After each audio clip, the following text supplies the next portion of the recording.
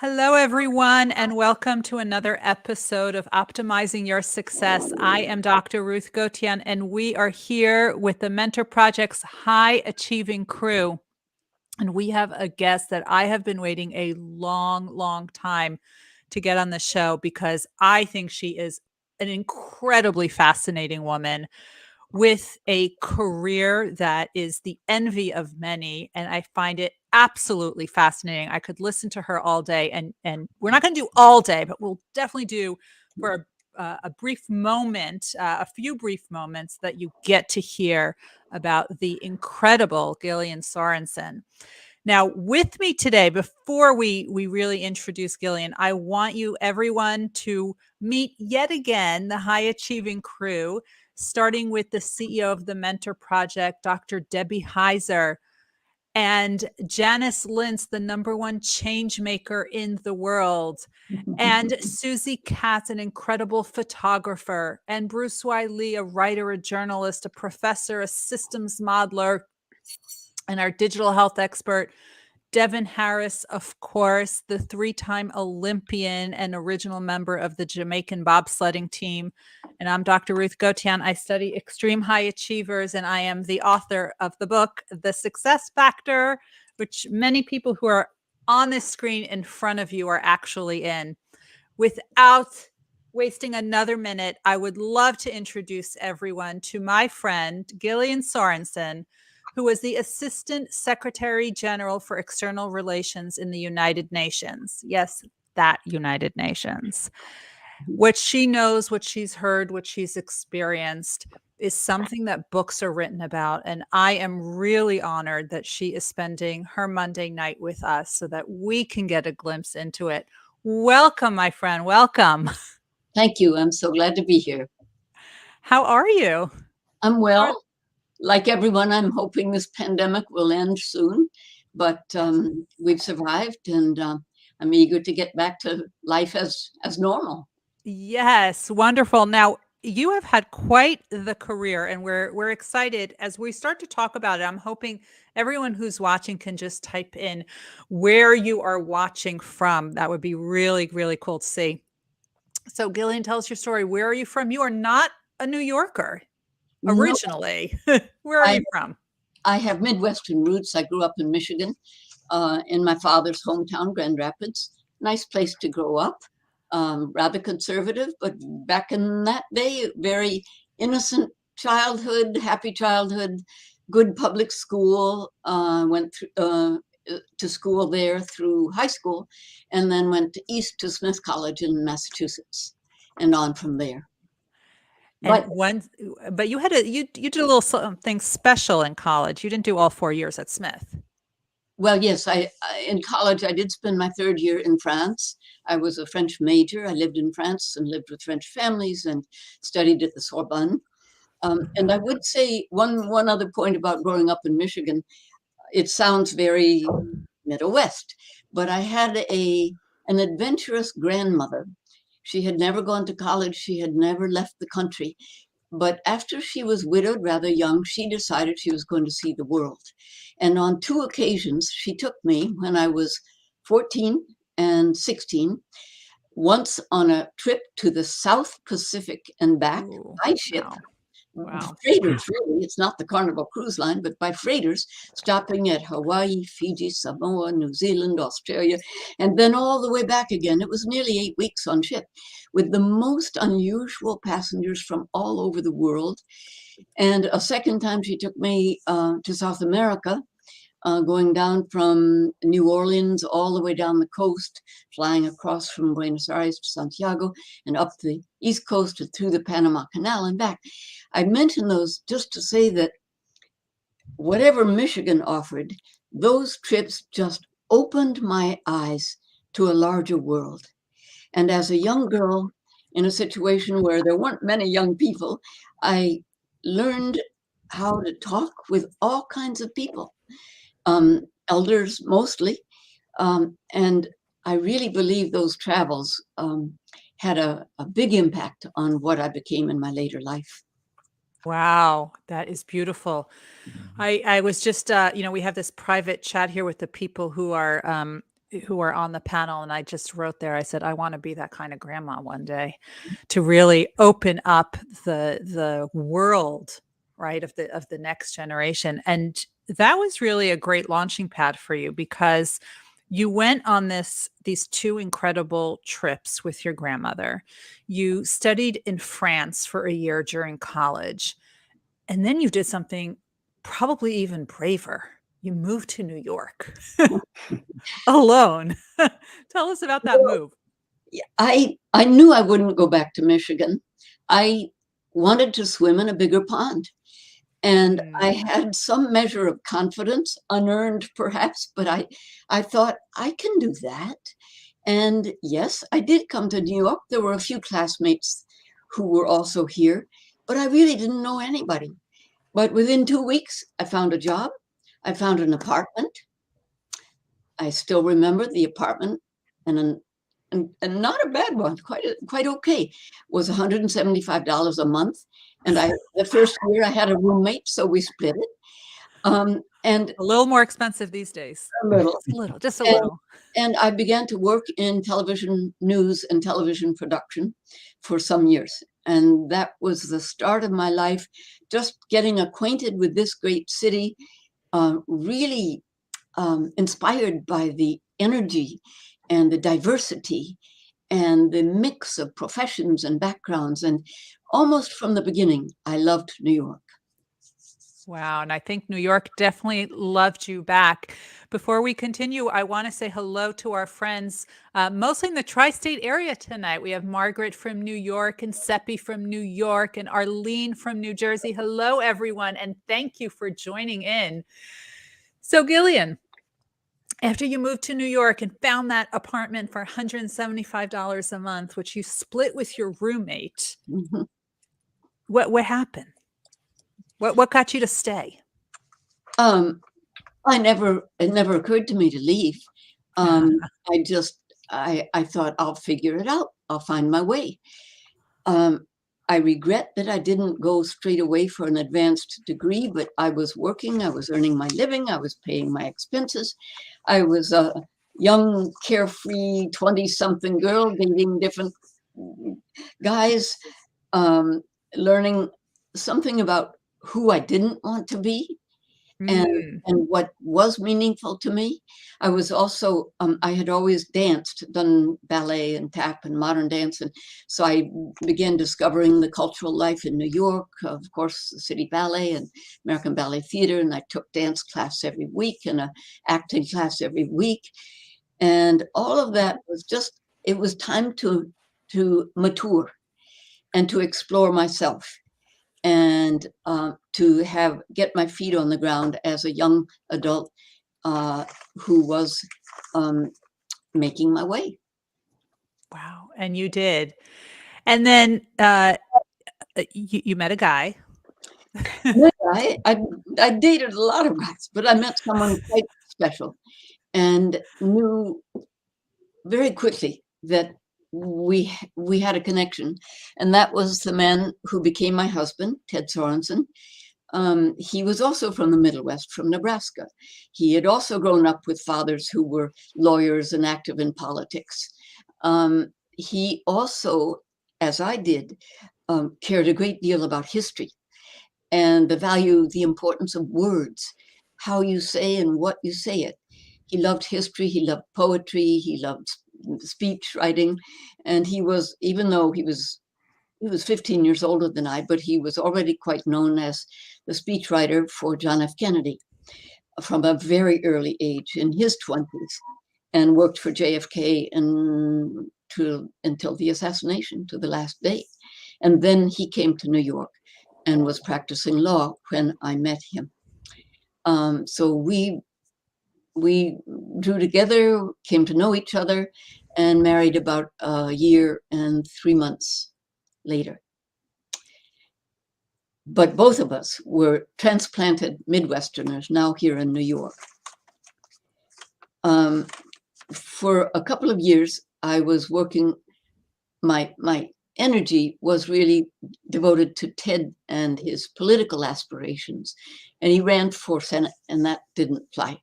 So I realized I wanted to get back to work, and I better find my own way again. I had had a number of encounters with diplomats. I visited the UN several times, partly through my interest, but also Ted's. I was getting more immersed in foreign affairs. I was reading the Times intently every day. And as one opportunity came along, I did volunteer for the mayoral campaign of a congressman named Ed Koch, if anyone remembers that Oh, name. yes. So, yes, I have his book here. He was, Signed. there were 8 candidates. He was 8th out of 8. Nobody gave him a chance, but I admired him and respected him. And he'd been on the Foreign Operations Subcommittee. He knew foreign affairs. Anyway, I joined the campaign. There were only a dozen people on the campaign team. So before I knew it, I was head of the Speakers Bureau and so on. Long story short, he was elected mayor and served 3 full terms, 12 years. Right. And then came the opportunity that changed my life. They offered me something in city government that didn't interest me. Community boards, I think it was.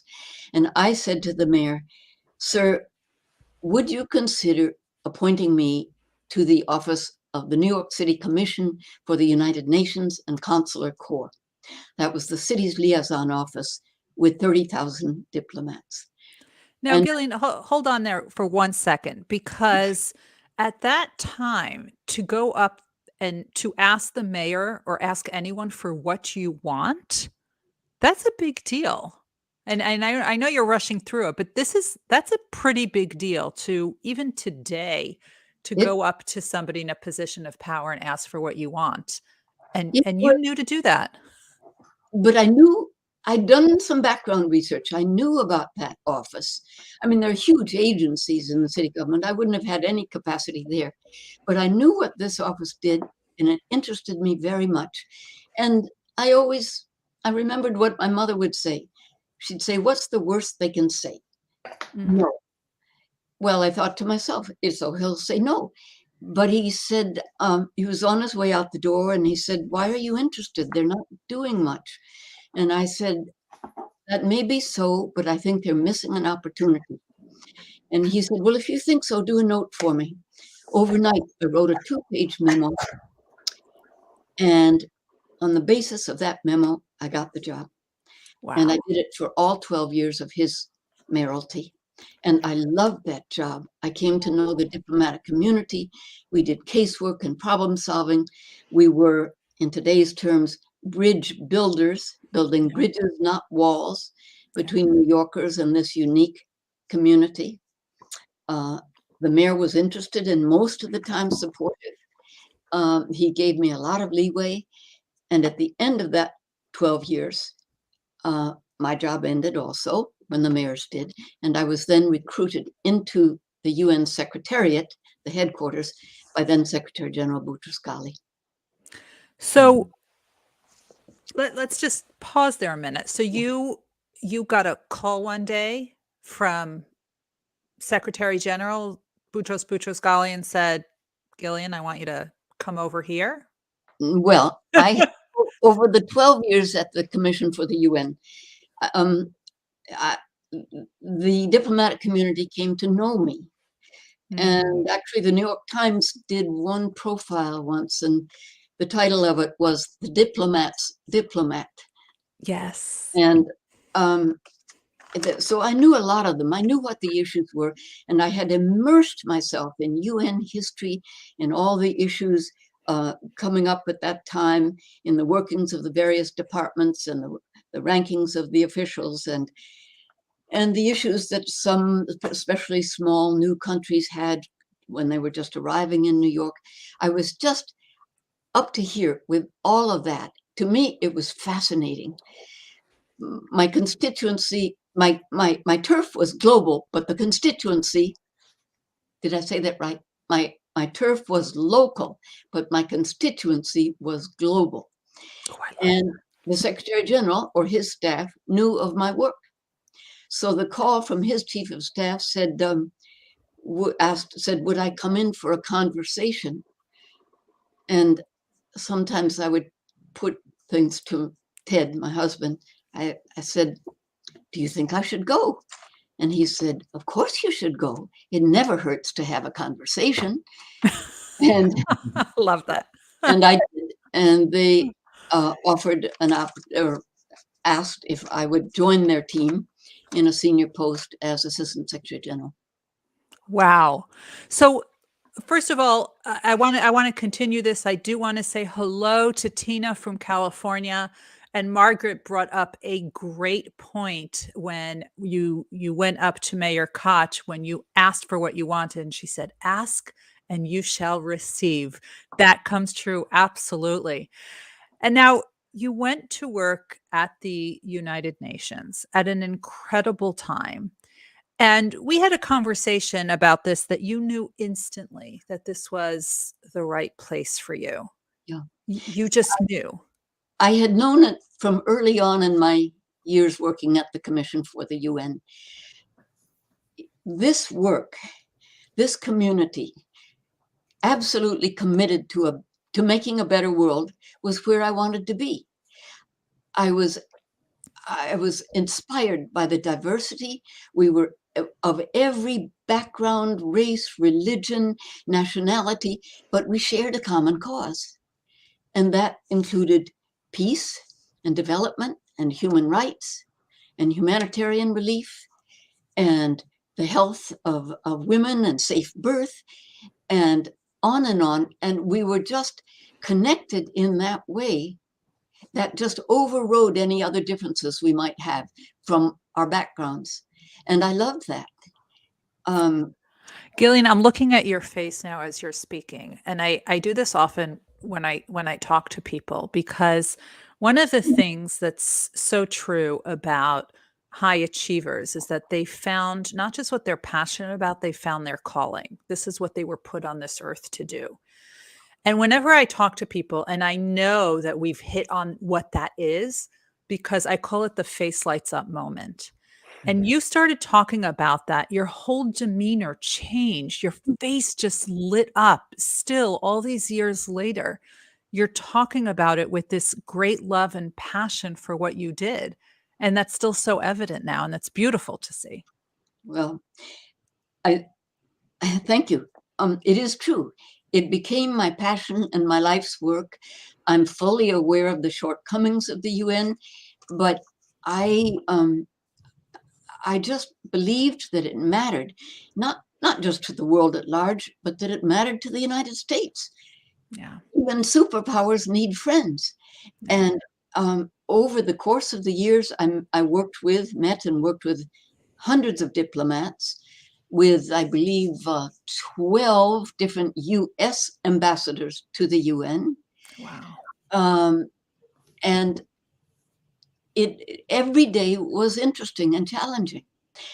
And then something interesting happened. When Boutros Ghali, for reasons quite apart from this, he did not succeed in getting a second 5-year term. And then for the first time in the history of the UN, an insider was named to be the next SG, as we call him, Secretary General. And that was Kofi Annan from Ghana. We all knew Kofi. He had joined the UN as a young professional. He'd done everything and been everywhere. He had just earned a battalion of loyal friends and colleagues along the way. He was an amazing person, very brilliant, very humble, a bit quiet in his voice, but he just commanded a room in a most extraordinary way.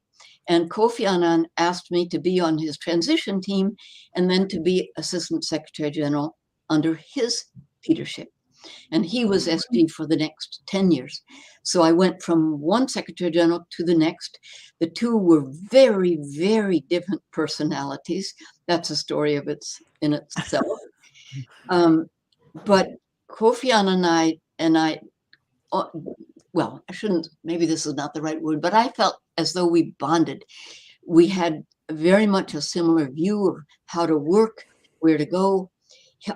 He gave me tremendous responsibilities, and I did my very best. Wow. I could tell you loved working with him. Yeah.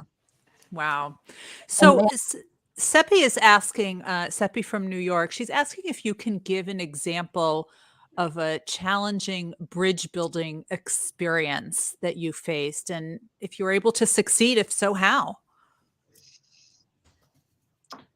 yes, the bridge building goes back a bit. I used that term in regard to the job at the commission. I'll take a simple example. When you ask some New Yorkers what do they know about diplomats, the first thing they say is, oh, traffic tickets. And you may recall traffic tickets, diplomatic parking was something of an issue. So we took that on and tried to understand, first of all, how many cars were they? Were there designated spots, maybe one at least for an ambassador, possibly two in front of their mission, embassy that would be, and so forth. We tried to understand it from both sides of this and from the traffic office as well. We had a session with diplomatic representatives to make clear what the situation was in New York and why that was problematic for us. We couldn't, they couldn't pay, we weren't allowed to make them pay for tickets, but we could take their cars. Well, that's good to know. Yeah. So, touchy issue on both sides. And I do think it's has never gone away 100%, but it's much better than it was. And we were able to get both sides of the problem to understand why it mattered and why we should do better. Well, Gillian, I do want to talk about, I think it was a bridge building in a different sort of way. And it's one of my favorite stories that you told me that had to do with Madeleine Albright. Hmm. And a special meeting she held. And I was hoping that you could share that because I think there's a lesson there for everybody. Well, like many professions, diplomacy was in large part a man's world. There were women secretaries, of course, but as you moved up the ranks, particularly to the senior rank, ambassadorial rank, there were almost no women. When Madeleine Albright was appointed ambassador, U.S. ambassador to the UN, there were, out of about then 180 ambassadors, there were 12 women ambassadors. That's from around the world. And within about 2 weeks after her arrival, she arranged a lunch with those 12 women ambassadors from all different parts of the world, and about 4 or 5 of us from the UN Secretariat who were senior women there. And we went to the dining room of her very nice official apartment, and we sat at the table, and we might have been 16 at the max. And she looked around and she said, well, look at this. We're here.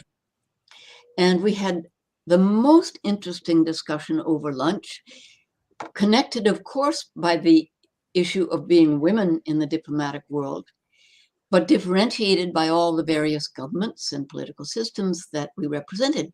So to learn about how these women got where they were and what we had in common, what were our differences, how could we be supportive to each other, it was just fascinating exchange.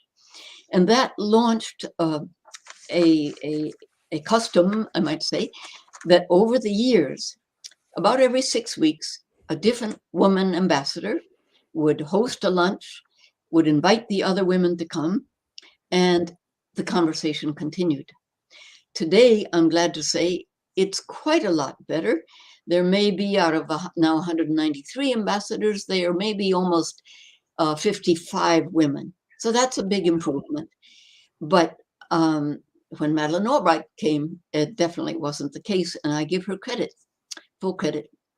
I love that. And I love that, I always say that when you meet new people, even if you think you have absolutely nothing in common with them, you always have something. You need to find that common thread that you have in common with someone. And Madeleine Albright did it. Just, we're all women.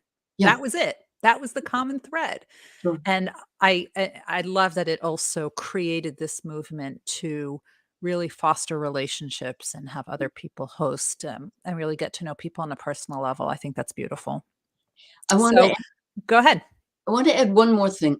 I had done all my growing up years theater, and I did debate and forensics, we called it in high school, speaking.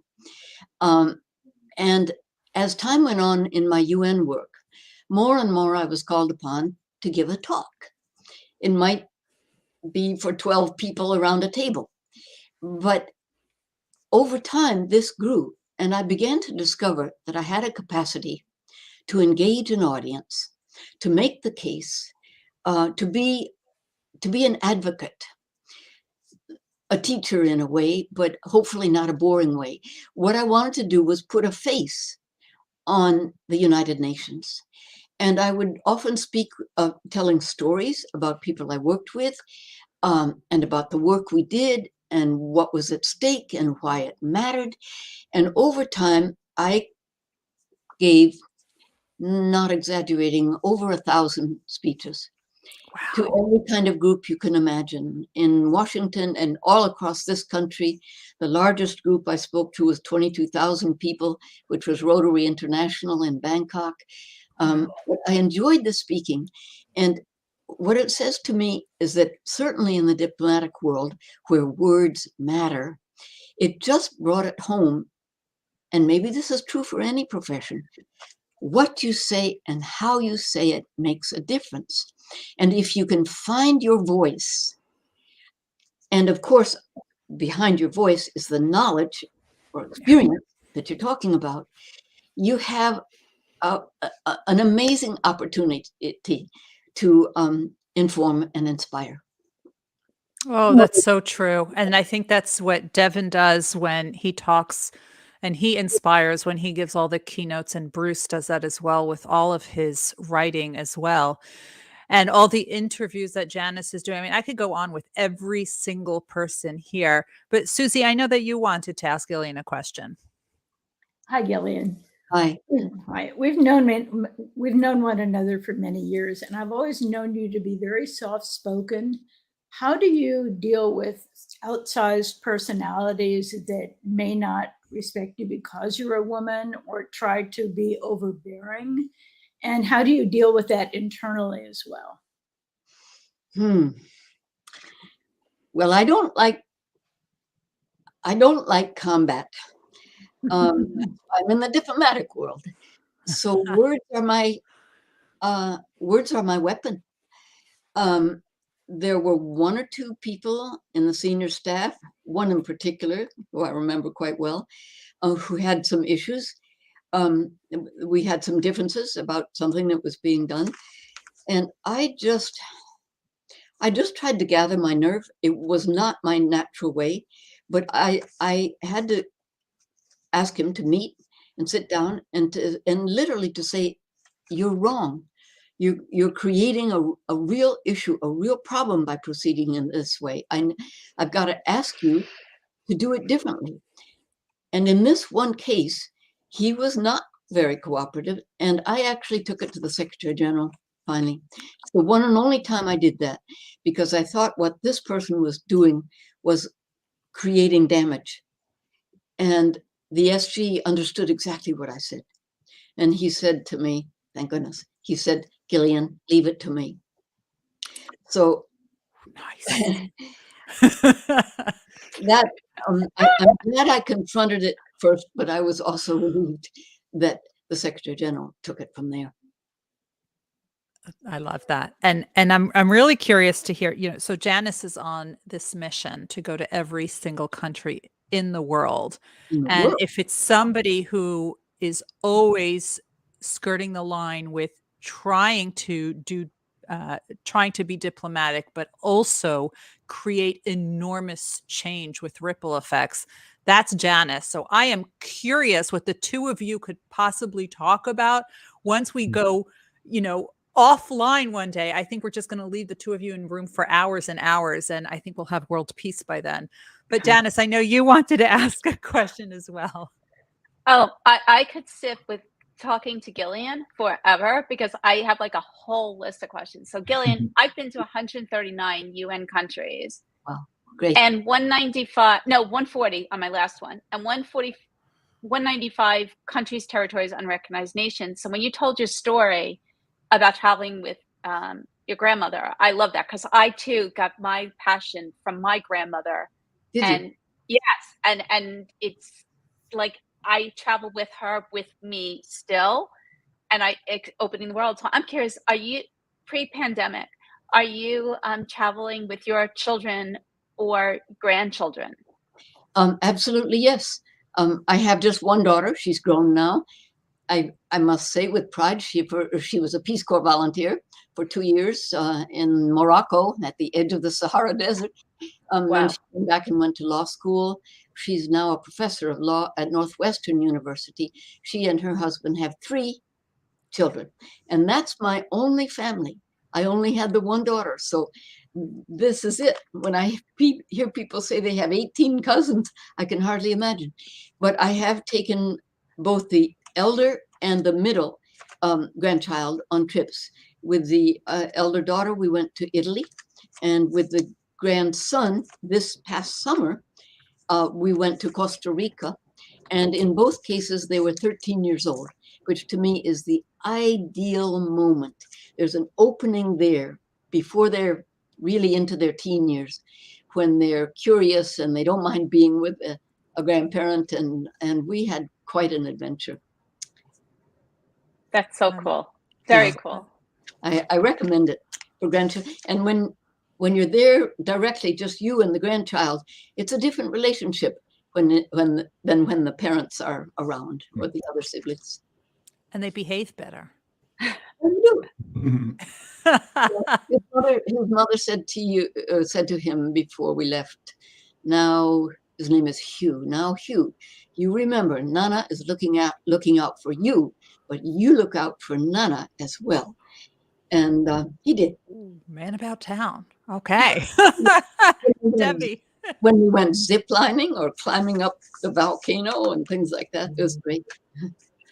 That's great that you did the zip line. I just came back from Costa Rica and did the zip line. It's quite fun.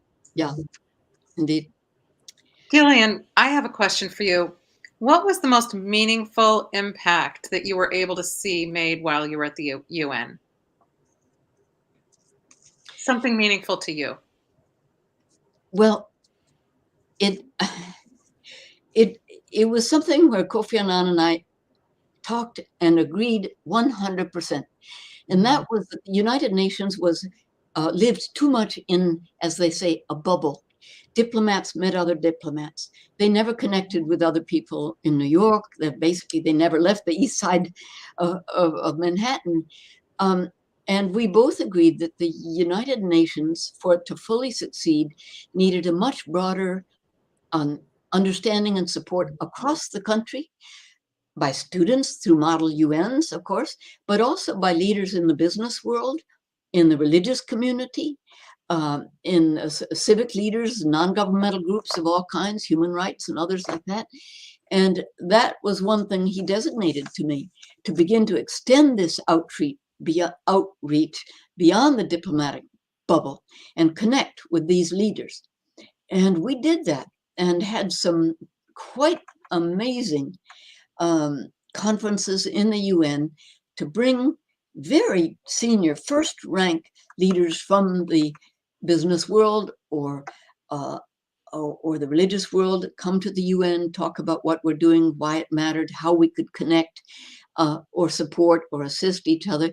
And we just discovered there was a universe of interested people out there if they believed that the UN was open to that or willing to connect in that way.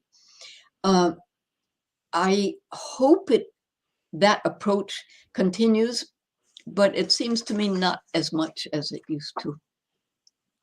And I have just a quick follow-up. Are there ways people can engage to do things that will make change outside of the UN? People who live in communities, people who want to get involved to make change? First, there's a way of doing it that is connected with the UN, and that is that across the country and across the world are organizations called United Nations Associations, UNAs, and there's a World Federation of UNAs. Those are citizens like regular people who take an interest in these things, want to know more about it, and many of them will pick one aspect.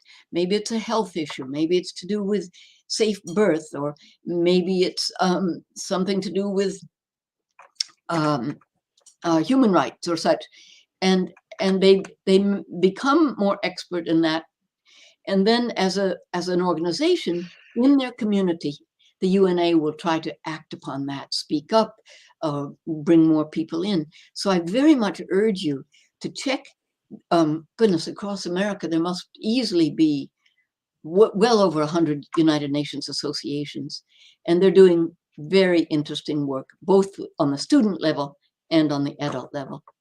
Thank I you. still occasionally am invited to speak to one of them, and I do that with pleasure.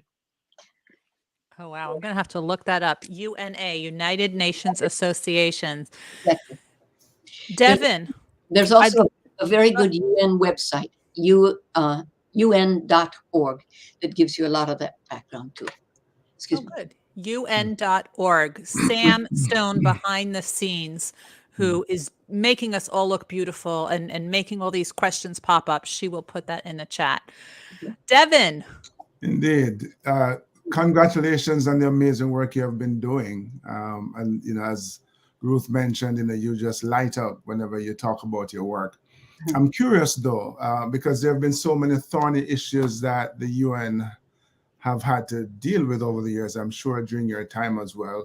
And I'm going to guess that maybe there were one or two decisions that were made about a cause that you were passionate about that you didn't quite agree with. How did you deal with those situations?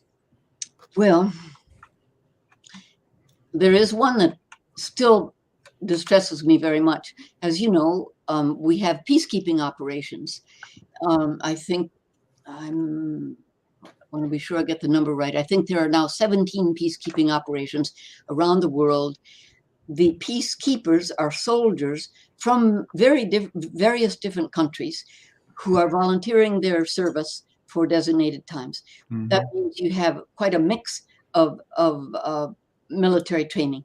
In any case, they're out there on the front lines, and it has become clear from a number of situations that peacekeepers sometimes have abused the people that they're supposed to be protecting. And I find that just absolutely unacceptable. They have to keep the highest standard. And by abusing, that also means, in some cases, abusing women or raping women. And I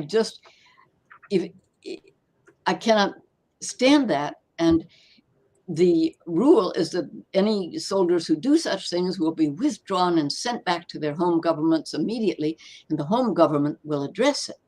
Well, they may or may not address it. I'm not quite sure.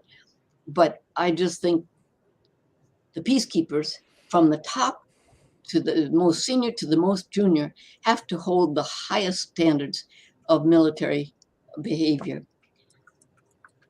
Yes, Devin definitely knows about that. He was an officer. Yeah, actually, read and saw a story about some of that kind of abuse in Africa. And I can't remember which, I don't know which European army it was, but I can't remember which nation it was. And it was, rather appalling, to say the least. Yeah. There's one other situation in Haiti. And this was not intended or deliberate in any way. But there were, I believe, Sri Lankan peacekeepers that were helping in Haiti. And somehow they brought cholera to Haiti. Yes. And that, cholera spreads like that. And I think the UN could have and should still do more to assist and support those who suffered from cholera. I mean, the Haitians who did. Yes. Mm-hmm. Bruce, that's a perfect segue. The health issue, not... You mean cholera? The health issue. And it usually happens when people mention the word cholera. They look at me. So, but yeah, it's been great to really hear your background, Gillian. And one of the things that struck me, I've been doing a fair amount of global health work over the past decade and a half. The more I meet people around the world, the more you realize how similar people are. How people are actually a lot more connected than they realize. And we're often in a situation in our society where people are pointing out the differences rather than the similarities among people. How do you get people to understand the bridges and the similarities rather than differences? Do you have techniques where you say, because you're obviously working with so many different people, and it's so easy to focus on differences, but how do you get people to understand that there's actually really a lot of commonalities and similarities when you meet a group of folks or you're talking to a large group of folks? Let me come at that in two ways. First, to say that among my UN colleagues who were so different, I mean, on the next office was someone from Gambia, and across was someone from Argentina, and down the way was someone from France, that kind of mix. There, we understood each other because we had this common cause and because we were educated. That was what really brought us together. But when I am speaking about what the work UN does out on the front lines, especially in refugee situations, I try to tell a story, not about 60 million refugees. People's eyes glaze over with that, but a story about a family that I met and the children that I talked with in Lebanon or in Cambodia, and what the mother was trying to do and what it was like to see where they lived, 11 people in one room, what the mother thought, or the children too, about going to school. They all want to go to school, most of them. And I try to make it real. So it's not just an abstraction, but to put a human face on that. And we may be different, but I do think most parents care and love their children and understand that. And if you describe some of the crises and the unbelievable deprivation that they've gone through to get where they are and to try to stay alive, I think it reaches people's hearts. That's what I try to do when I'm speaking to a group. And I don't overdo it. I might just tell 2 stories or 3 to try to make that real. Gillian, stories are sticky. People remember it. Stories are sticky. And we had a guest here a few weeks ago, Lisa McLeod, who really told us nobody's going to remember facts. Nobody's going to remember figures. But if you talk about one person, or in your case, one family, people will remember that. Stories are sticky. And this is what you did also when you were in front of thousands of people to get your message across. And clearly, as the diplomat's diplomat, you knew how to do it perfectly. And I, for one, am so excited that you spent your Monday night with us. I am excited for all the people who got to hear you. I know that we even had some teenagers. Aiden, I'm talking to you, who were watching. And I think your story is inspiring. I think we could go on all night long talking to you, but we are going to save that for another time. Gillian, on behalf of the Mentor Project and the Optimizing Your Success show, thank you so much. Everyone, the audio for this is going to be a podcast in about a week. So if you're watching that, please, if you're listening to that, please leave us a rating and review. We are going to be off for 2 weeks while I do some book tour things. But then we're going to be back with John Jarvis, who Janice introduced me to.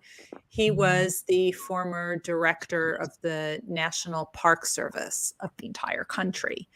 So we are going from someone who did things for all over the world, someone who's doing things all over the country. And thank you to Janice for that introduction. Gillian, thank you so much for spending your time with us and sharing your incredible story. Good night, everybody. To be with you. Thank you all.